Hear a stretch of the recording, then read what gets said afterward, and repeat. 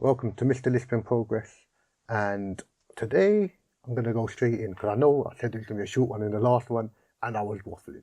So this time I'm going to go straight in. Well, it wasn't really waffling, but I did go longer than I anticipated, which meant, I was comfortable. So this time I'm going straight in and I already started waffling. This is what I do.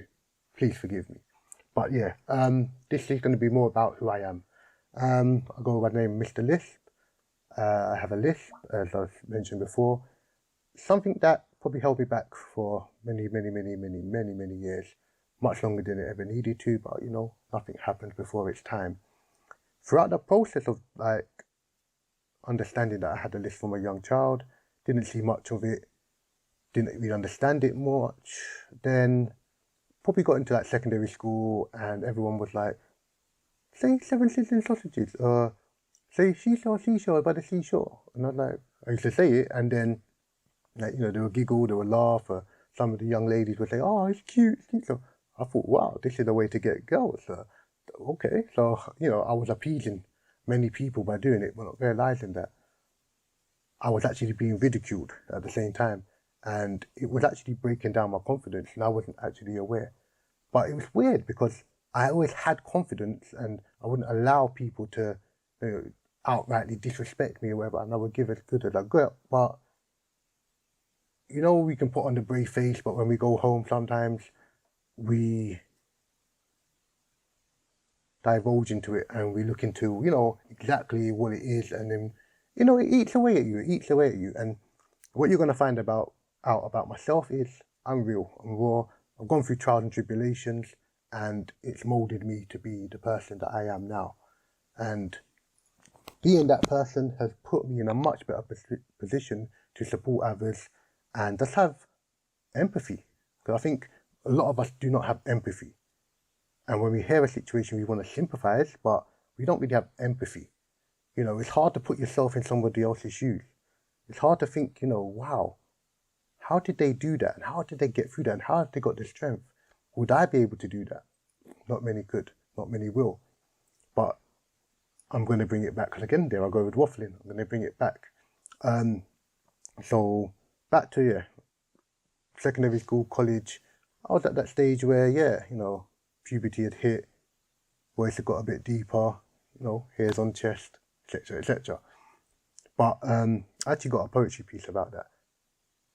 And I said, I'll bring you on to my point. I'm going to cut that point, I'm going to come to this point. I actually do poetry. Throughout that process, which I was going to bring me back into, I did a lot of writing, a lot of journaling, and that's expressive writing, which is so therapeutic, beyond words. Therapeutic beyond words. And I would recommend it to anyone, especially if you're thinking about doing it or just giving it a go. If you don't know how, get in contact. Get in contact and we'll sort something out. But yeah, definitely give it a go. Writing was my outlet. It gave me an opportunity to express, gave me the opportunity to say words and say things that I never really wanted to say. And throughout that process, I started writing, but then the writing became short form poetry, then it became more storytelling, and I'm just in the middle stage now between poetry, spoken word, and short form storytelling. I didn't share my poetry. It was just my poetry. It was kept for myself. A few close people would hear, my partner, my sister, the odd times, and they were the main two that was always pushing, go on, you need to be putting your poetry out here, your voice needs to be heard, etc., etc.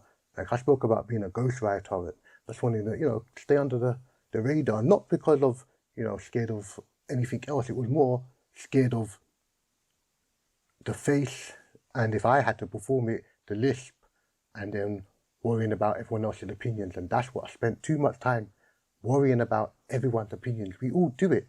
Well, majority of us do it. And why do we do it? It doesn't make no sense. I really just don't understand why we waste so much time worrying about it, because someone's opinion does not change, impacts anything in your life or what you're doing. How many times have people been told not to do something because X, Y, and Z, but the reason is because they couldn't do it, or they can't do it. Don't mean you can't do it. Like, you can do anything you put your heart and mind to. And this is what we're going to show you on this journey. Like, we're going to go through and we're going to break barriers. So stay tuned, stay locked in. If you haven't subscribed, subscribe now. But yeah, and leave a comment. Leave a comment. I'm human. I will reply back to you. So yeah, leave a comment. But yeah, back to myself and having a lisp. So I started doing writing and like poetry, and from the poetry stages, I could always consider doing maybe open mic, maybe. And I thought, nah, that's not going to be for me. That's too much exposure. Just want to stay under the radar. Then I entered a competition, which was the Kensington Chelsea Art Week. And that really, really, really changed my life, because the support and the appreciation and just the recognition that I got from that whole competition just really propelled me in with confidence. It propelled me to be like, okay, this is something I may be able to do. And then I went on to do my first spoken word piece, and I was nervous beyond words. And again, the feedback was so supportive, it was so encouraging and empowering. And I was like, it was another notch under my belt, as well as just letting myself know that I can do it. And I've been able to do it, and I've been doing it so forth and so on. I wouldn't say I'm the greatest at spoken word poetry in terms of the delivery and stage presence, because I haven't done it enough. But this is what this channel is about, progression.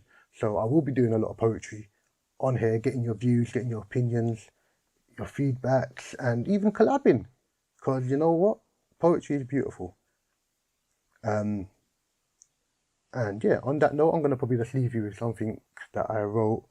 This was a piece called She Sells by the Seashore. Okay, it goes like this. I used to be an individual who found it so hard to speak, but now I advocate for the hard to reach. If you can relate to my struggle, empathize with my pain. To have a thesaurus of words that just won't leave your brain. Sometimes I struggle just to say my name. I take a deep breath and I start again. Because some people stammer, aka stutter, wishing the words could spread like butter. I have a lisp and I can't pronounce S. Back in the days, it caused me nothing but stress. Going through puberty, I discovered breasts. My testicles dropped, I found hairs on my chest. My voice had broken, but I still couldn't pronounce S. Frustrated, I was frequently teased, till the point I started to appease. Say she sells seashells on the seashore. On a regular basis, this is what I used to endure. Young, old, different ethnic races used to ask me questions like, did I wear braces? I used to sit and think, am I a freak show? Subconsciously, I started mumbling my words, keeping my voice nice and low. I thought this was the solution to make my problem go. I became withdrawn in a social setting. Why did I come? I was slightly regretting. Spent periods of the evening worrying, fretting. Little did I know this was all within me. My brain was my lock and my tongue was my key. I started working on them simultaneously. Building, developing a whole new me. I can do it, so can you. Get in contact and we can help each other through. But don't let your voice or anything you're going through determine you. And yeah, that was like one of my early pieces that I just put together in support of other people that was going through speech impediments, like having stutters and like myself having a lisp. And it was just kind of put together with a bit of my life school journey.